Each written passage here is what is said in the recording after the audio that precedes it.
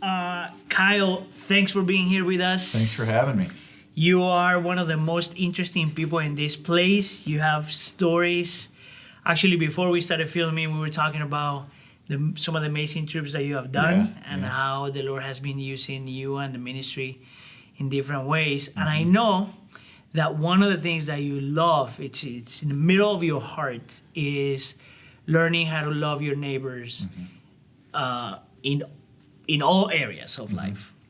So why is loving your neighbors such an important thing to you? Yeah, I just feel so strongly and completely that loving your neighbors is the literal overflow of response to the love of God. So when we look at loving neighbors, when we look at being generous, when we look at sacrificial service, we first go back to the centrality of the gospel and what Jesus did. So when we look at God, who in the most generous act in all of history, sent his son, sent Jesus to die the death that we couldn't die, to live the life we couldn't live, so that we who fall so far short of the glory of God could never reach it, could actually be made right with God. When we see that generosity, like when you know it in your head or when that sinks into your heart, I just see that the only possible natural overflow is like, oh my gosh, what is there to do or be except generous to all God would place in my path? And that's, I think that's what we mean by what I think of when I mean neighbor. There's literal neighbor because those people are in my path, but anyone God places in my path. Yeah. And so I see that in my personal experience of faith. I do think that's a huge part of the beauty of the centrality of Christ and the gospel in the Christian life. And it's the natural overflow. We even find that in Scripture too, right? Like Jesus is talking about when he gives the greatest commandment, there's first. He says, love the Lord your God with all your heart, soul, mind, and strength. But without a pause, like you even look at the punctuation right into, there's a natural overflow. And the second is like the first. Like these are forever connected. The second says, and love your neighbor as yourself. Yeah. And so wherever we find this whole love God piece or experience God piece, it's pretty much always connected with this and love and serve your neighbor piece. Yeah. So as a church, we really value the Great Commission. Actually, the part of your responsibility is to make sure that as a church we move in that direction. But we have had this conversation before because there's a tendency for some people, and I think unintentional, to separate the Great Commission from the Great Commandment, which is love your neighbors. Love your neighbor. But it's impossible to really fulfill the Great Commission unless we learn how to love people because we have been loved first, right? Now, loving your neighbor is complicated, because it is complicated. It gets messy, it feels scary, it can feel uncomfortable, So in your own personal life, how do you overcome that? Before we go into practical things that we could help our church processes, how do you overcome that? So we know that when you're going to help someone, they're sinners, just like we're sinners, that not everyone has the right motivation, the right response. How do you deal with that as you want to really live your Christian life in that way? Yeah.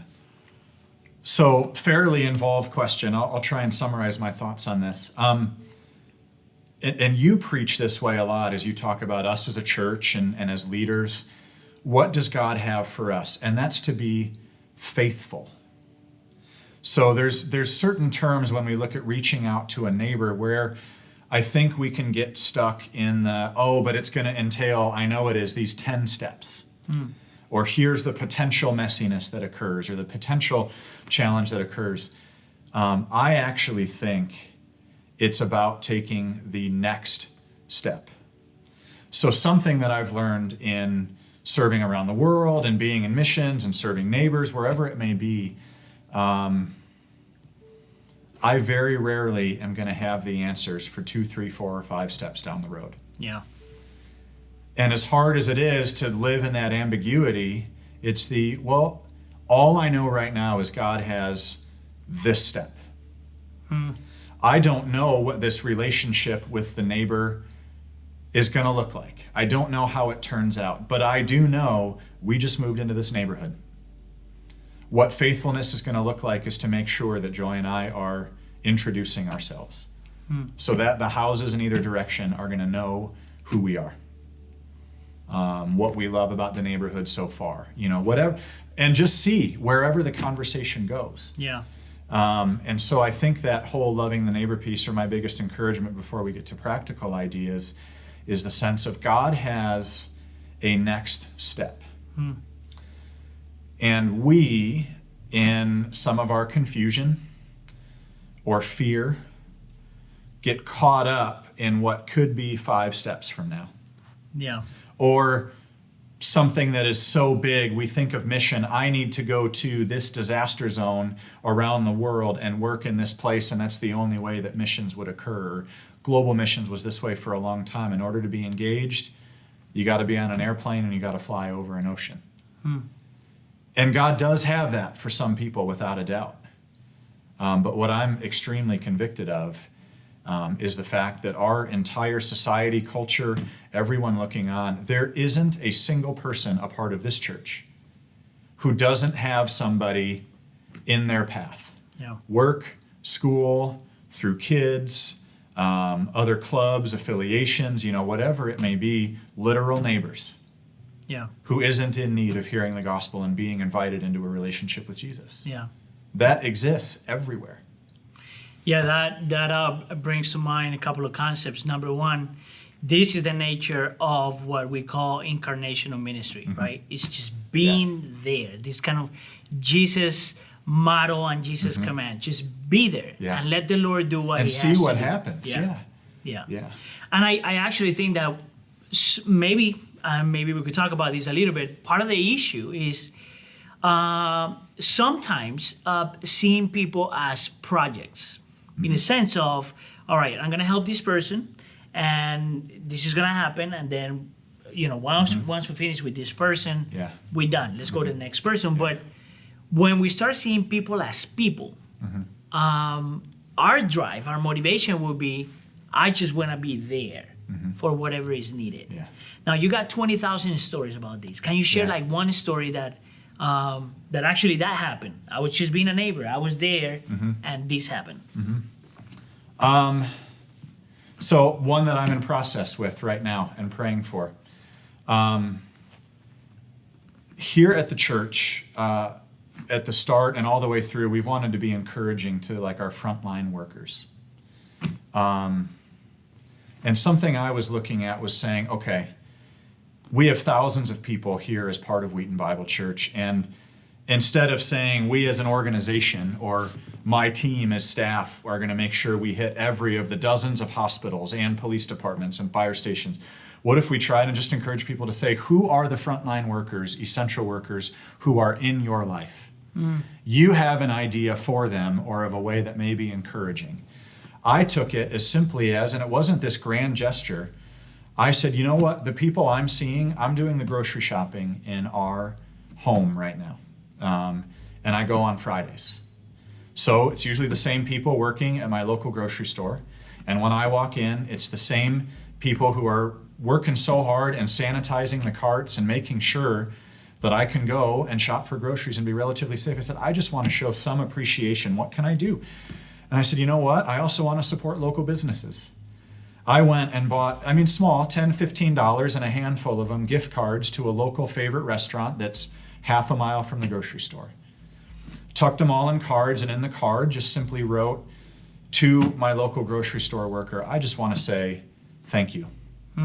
It's really important to me that I'm able to provide for my family by showing up to your store, and that I can be safe because you're cleaning, because you're here stocking the shelves, because you're putting yourself out there. It's seen, it's appreciated. I happen to be a Christian, and I just want you to know, whether you believe in prayer or not, I'm praying for you. Sincerely, with much appreciation, Joy and Kyle. We just signed it. And I handed them to the one guy who's always at the carts. And this was about 4 weeks ago. He was blown away. he opened it, I think, right after I had left, and I was shopping for my groceries. He came and found me in the store later and said, man, like, that's amazing. Thank you so much. And Wow. like, how thoughtful. Nobody's, said that. Everybody's kind of scared and all those things. And it was noticing him. And then I was there this last Friday. And I saw him again, and he recognized me. And he said, man, that was so great. And I still have your letter on my desk at home. I'd asked him, he hasn't been to the restaurant yet to get a lunch. I said, make sure you go, it's good. And but here, now we know each other on a first name basis. Yeah. And now there are multiple conversations, and this is occurring every week. And I don't know what God's going to do with that. Yeah. I don't. And that's not your business. And that's not my business. Yeah. But here's the thing. I enter the same door through my grocery store and make sure, Joy kind of laughs because wherever we were living, I always know those people and know them by name. And we know each other from my old grocery store. When we were engaged, we had 2 people who work in the checkout counter who ended up coming to our wedding because they asked one day who I was buying flowers for, and we started talking about life. So when I bought an engagement ring, I'm showing the ladies at the checkout at Jewel Osco. Nice. But it was simple steps of there are people here, and you know what? I'm here every week. So I'm convinced that this guy I'm going to see who's sanitizing carts every week, Yeah. God has him in my life. Yeah. And I don't know what God's going to do with it, but it was on me to say, how can I see him or appreciate him or be an encouragement? So I'm hearing you, and there's a book I read years ago written by Michael Horton talking about actually mission and the power of doing ordinary things for the sake of the gospel. And he says that one of the issues when it comes to the mission field, if you will, is that when we think of missions, we think of these huge things. Like, for example, you have stories of huge things that the Lord has done in you and through you in the mission field, different parts of the world. But he says the problem when that's the only definition that we have of what it means to be missional or loving our neighbors is that we go to Africa or Haiti or anything like that, is that we miss the power of what the Lord does through our daily lives, right? And little things like that. So I'm hearing you this and hearing this story, and I'm thinking about this one. One of the things that my wife and I have done is being intentional in investing in local businesses. And so, for example, the small restaurant that is not as famous, but they got good food, and we want to invest there, right?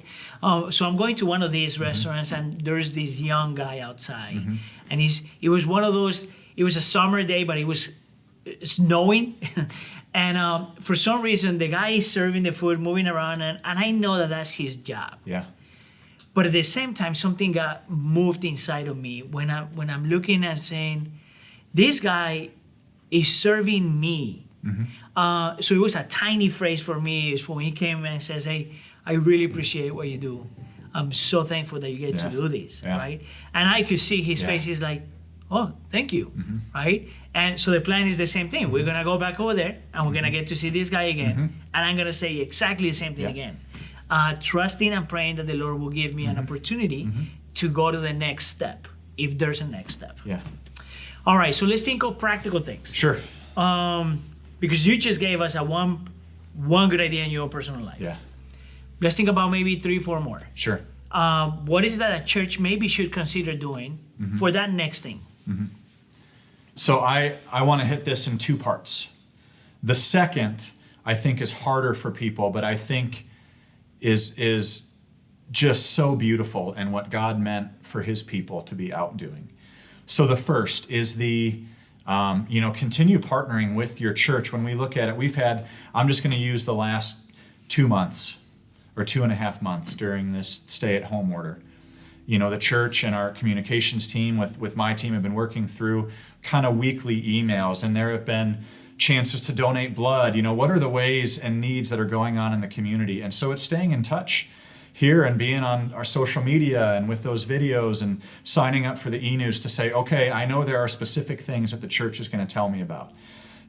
Food drives. We're hearing from all over the place. Every food pantry is just stressed.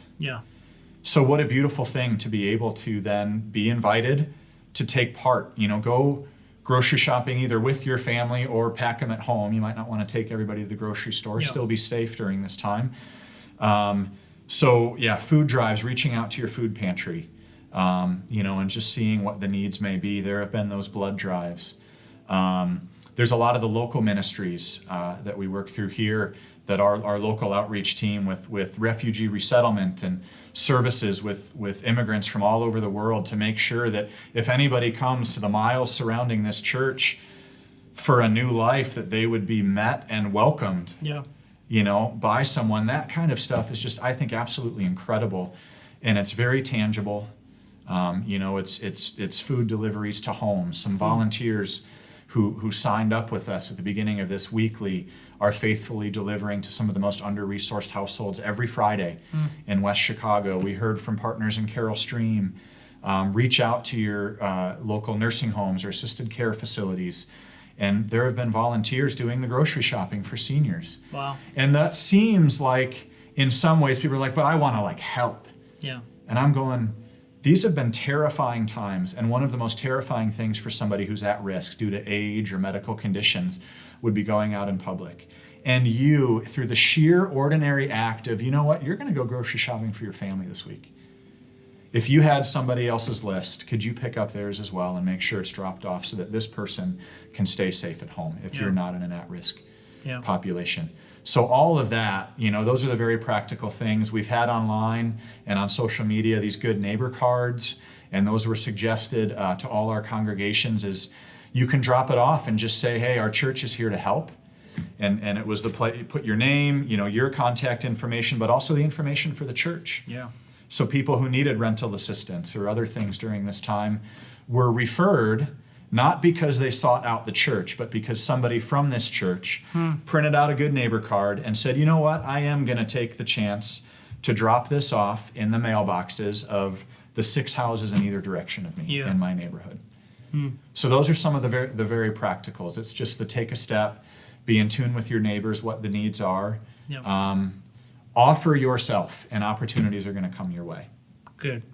The second, I think this is a fuller and more beautiful picture of the church, because all of that depended on some of the people either in need or the contact coming through Wheaton Bible Church. Now, when we have a community surrounding us, we know that it's somewhere between 80 to 85% are not a part of a Bible-teaching, gospel-centered church. What that means is 85% of the people who are in the neighborhood surrounding the several thousand people of Wheaton Bible Church, when they have a need, they are not going to sign on to look to their local church for a need. That's not where they go for help. And so what I see is the beauty of saying, okay, for that 85% of people in the miles and communities surrounding our campuses, who does God have in their workplaces and their neighborhoods, at their local grocery stores, eating at their local restaurants, shopping at their local places? Who does God have? He has his people. He has all of his believers there. And if we don't believe that, take a look at the book of Acts. I was looking for the exact number. 34 is sticking out of my mind. It's somewhere in the 30s that we read about, somewhere in the 30s, of the miracles that happened in the book of Acts. Out of all of those, how many of those miracles, people coming to faith, whole families coming, healing, all of those, happened surrounding the apostles who were staying in place and sending people out? One. So 97+% of the miracles of how God was seeing the gospel going out was through the people. It wasn't the high and mighty apostles who were still seen as the leaders of the church. They sent the people out, and God worked through those people. It was 34, 35, only one. That's why the church is called, well, I call it, and some other people as well, but is we are agents of restoration. Right? So we don't mind that people come and see and come and hear. But the pattern in the New Testament is that the church goes, proclaims, and demonstrates. That is such a good invitation to the church to embrace. And I know that you push this to the church a lot, and I believe in this 100%, is that we're gonna become more effective in reaching this generation when we are willing to go out more than just expecting them to come in. Yeah. Agree? And not just wait for the, hey, what is Wheaton Bible Church doing to serve frontline workers? Well, we have some ideas and we're going to execute those and some resources here through the generosity of people. But at the end of the day, it's like, man, we're praying and would love to talk with you, the people of Wheaton Bible Church, about any ideas for the frontline workers who you know, who are walkable from your house and not walkable from this building. Yeah. And there's just so much beauty in that. So at the end of our services, we finish always with the word, you are sent. Mm-hmm. So how about, to finish this up, you send out the church. Yeah. So you might want to look at that camera and send them out. So church, I want you to know, I believe that God sent his best. God sent his best when he sent his son, Jesus. And Jesus says he is sending his best when he sends his people. You are his people, the ones Jesus has in your workplaces, homes, neighborhoods, with everyone who crosses your path. You are the ones Jesus is sending. So church, today, I want you to know again, you are sent. That's good, man. Woo!